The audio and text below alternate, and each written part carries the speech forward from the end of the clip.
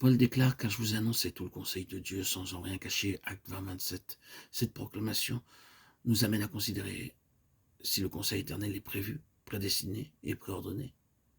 Alors pourquoi proclamer l'évangile? Cela doit sûrement se produire si Dieu l'a décidé. Si tout est défini et préordonné, pourquoi le proclamer?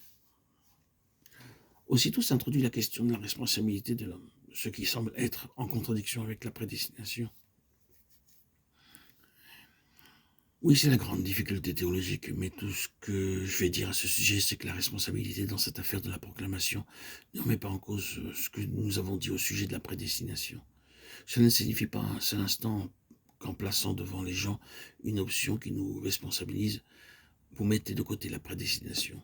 Non, vous êtes tenu pour responsable de déclarer tout le conseil de Dieu, et les gens sont mis dans une position de responsabilité en l'entendant. Une vérité ne neutralise pas l'autre. Responsabilité et prédestination vont de pair. Il en est de même dans la prière. Si Dieu sait qu'il va faire ceci ou cela, pourquoi prier? Est-ce que cela changera quelque chose? Mais nous ne pouvons pas argumenter de cette manière. Il nous a dit que nous devons prier, c'est tout. La responsabilité nous en incombe, bien qu'il y ait cet aspect concernant les conseils divins. Ensuite, je veux dire très précisément qu'annoncer le plein conseil de Dieu, c'est une chose qui est vitale. Je me demande si la pauvre condition spirituelle parmi les convertis dans la chrétienté n'est pas due à une prédication inadéquate, tronquée. Les hommes ont peur d'aller trop loin. Et ils disent prêcher le simple évangile du pardon des péchés, du jugement passé, d'espérance d'aller au ciel. Ils font de l'individu l'objet de tout cela au lieu de considérer le conseil éternel de Dieu. Oui, le pauvre est parmi les chrétiens est dû au fait que tout le conseil de Dieu ne leur a pas été enseigné au début. Je ne crois pas qu'il soit nécessaire de réserver cela quand ils auront atteint un certain degré où, selon nous, ils pourront mieux l'accepter.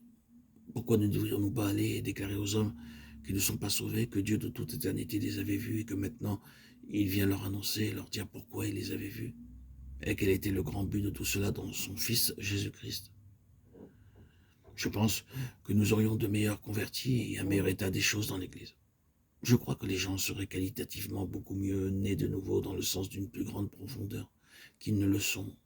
Beaucoup sont de très pauvres nouveau-nés, mais leur petite enfance est beaucoup trop prolongée, beaucoup trop étalée dans le temps.